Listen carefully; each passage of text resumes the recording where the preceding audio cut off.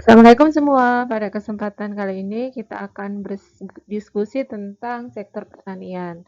Tentunya kita akan berdiskusikan tentang isu yang berada saat ini. Apakah sektor pertanian itu terdampak oleh adanya perang yang terjadi di perang teluk ya antara Iran yang berhadapan dengan Amerika Serikat berkoalisi dengan Israel. Apakah pertanian terdampak perang ataukah tidak terdampak sama sekali? Atau bagaimana kondisi pertanian? Mari kita diskusikan.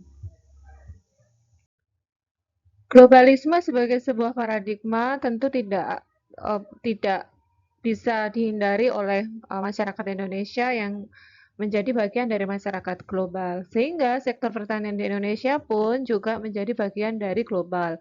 Atau bisa dikatakan bahwa sektor pertanian Indonesia mengglobal. Nah, terkait dengan globalisme pertanian ini, yang banyak dipengaruhi oleh impor adalah terutama pupuk ya. Pupuk ini menjadi alat produksi, sarana produksi utama yang penting untuk produk pertanian. Jadi dengan adanya pupuk bisa subur, bisa berbuah. Gimana kalau subur tidak berbuah? Itu kan juga karena pupuknya kurang. Nah, sehingga pupuk ini menjadi bahan utama untuk produk pertanian. Nah, yang terpengaruh oleh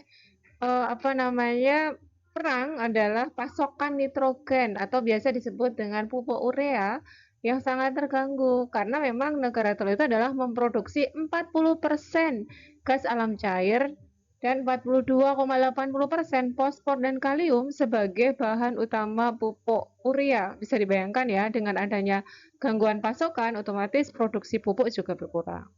Yang kedua adalah ekspor produk pertanian.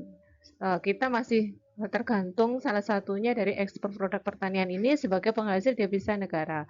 Ketika terjadi perang, yang seharusnya kita bisa mengekspor produk pertanian ke negara China, Uni Emirat Arab, dan Arab Saudi tentunya akan terganggu, terutama buah-buahan dan produk pertanian yang lain ya, yang itu kita ekspor sebagai bahan atau sebagai sumber devisa di Indonesia. Artinya input dan output dari pertanian Indonesia yang mengglobal itu terdampak oleh adanya perang.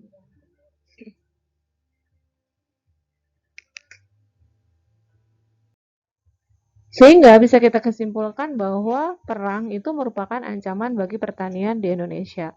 Yang paling bisa dilihat adalah lonjakan harga input pertanian, terutama harga pupuk nitrogen tadi yang meningkat 32,4%. Kemudian harga pestisida yang bisa diprediksi bisa naik 20 sampai 30% karena adanya krisis energi dan logistik tersebut.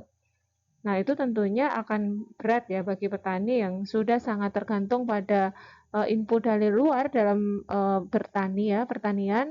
Apabila harganya melonjak bisa jadi biaya produksi yang tinggi, mereka sudah selama ini tidak untung, petani itu untungnya juga semakin tipis atau bahkan tidak untung ya atau rugi. Kemudian yang kedua adalah peningkatan biaya produksi. Hal yang dipermasalahkan perang ini adalah aliran BBM ya yang di negara tertentu itu bisa murah sementara di negara negara lain bisa harganya sangat tinggi gitu.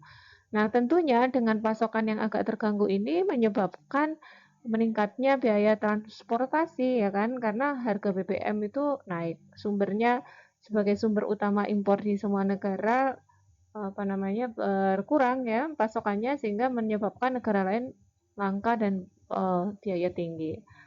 Kemudian yang ketiga adalah pengangguran meningkat. Bisa dibayangkan bahwa desa-desa di Indonesia ketika tidak memiliki peluang pekerjaan, masyarakatnya itu adalah bekerja menjadi pekerja migran di luar negeri, menjadi TKI, TKW di Timur Tengah. Nah, dengan adanya perang tersebut, pasti lalu lintas atau mobilitas para pekerja migran di Indonesia itu menjadi terhambat kan. Bisa jadi mereka tidak bisa pulang, ya kan, tidak bisa memberikan remiten ke desanya, kemudian mereka orang yang mau bekerja ke sana juga terhambat. Nah, bisa dibayangkan bahwa eh, apa namanya pekerja migran ini bisa jadi menganggur dan tidak bekerja ke luar negeri. Nah, artinya bahwa geliat ekonomi di pedesaan juga menurun ya karena mereka pasokan logistiknya juga berkurang. Lalu apa yang bisa dilakukan oleh petani ya dalam situasi seperti ini?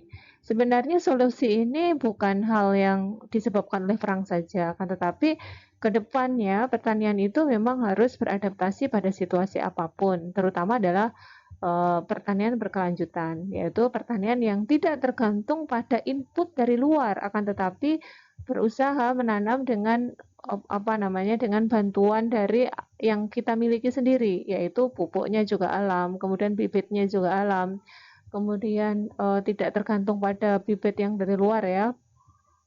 Kemudian juga dalam bertani itu juga memperhatikan uh, di masa yang mendatang, karena bagaimanapun bisa dibayangkan ya kalau tidak pertanian berkelanjutan, bagaimana nanti produksi di dalam negeri, apa kita tergantung impor aja atau nanti bisa jadi kelaparan ya karena kita tidak bisa memproduksi sumber pangan sendiri. Nah, ini yang menjadi penting dalam situasi apapun juga sih, termasuk climate change dan seterusnya. Kemudian yang kedua adalah diversifikasi energi terbarukan. Nah, kita harus melakukan diversifikasi energi terbarukan yang tidak harus bersumber pada BBM saja, tetapi bisa memanfaatkan apa yang dimiliki oleh kita. Matahari bisa kita olah menjadi sumber energi, kemudian dengan panel surya itu ya, kemudian biogas itu juga bisa kita olah dengan apa namanya dengan energi yang sederhana untuk menjadi gas, walaupun memang itu butuh kesabaran dan juga ini ya biaya yang tinggi ya dibandingkan dengan ketika kita menggunakan BBM itu lebih cepat, praktis dan hasilnya lebih bagus. Nah, ini yang perlu kita harus upayakan ya. Artinya harus prepare suatu saat kita kelangkaan BBM itu kita sudah bisa untuk memanfaatkan energi terbarukan yang bisa diproduksi di dalam negeri. Kemudian juga bisa menggunakan apa namanya kincir angin. Nah, itu sebenarnya sudah kita lakukan ya sebagai sumber listrik ya. Sumber listrik kita kan juga menggunakan angin juga. Nah, itu perlu kita optimalkan untuk kita olah untuk yang lain-lain. Misalnya untuk sumber gas di sehari-hari ya sebagai kebutuhan masyarakat secara harian. Kemudian yang paling penting juga adalah penguatan komunitas pertanian. Penguatan komunitas pertanian ini menjadi hal yang penting karena memang budaya dan cara pandang masyarakat Indonesia yang masih atau memiliki keunggulan sebagai sebuah komunitas yang besar itu harus saling bantu membantu satu sama lain. Sehingga memang penguatan komunitas pedesaan ini suatu keharusan sehingga ekonominya itu tetap bisa survive dalam kondisi apapun. Dengan adanya penguatan komunitas di desa, tentunya apa namanya masyarakat pedesaan itu bisa saling support satu sama lain sehingga apapun yang terjadi di luar itu tidak begitu berpengaruh. Misalnya ya termasuk lumbung pangan, bagaimana bisa menyediakan pangan secara bersama, bagaimana sharing pangan bersama itu juga bisa menjadi salah satu apa namanya penguat ya pada situasi krisis terutama perang ini ya yang terjadi sekarang ini.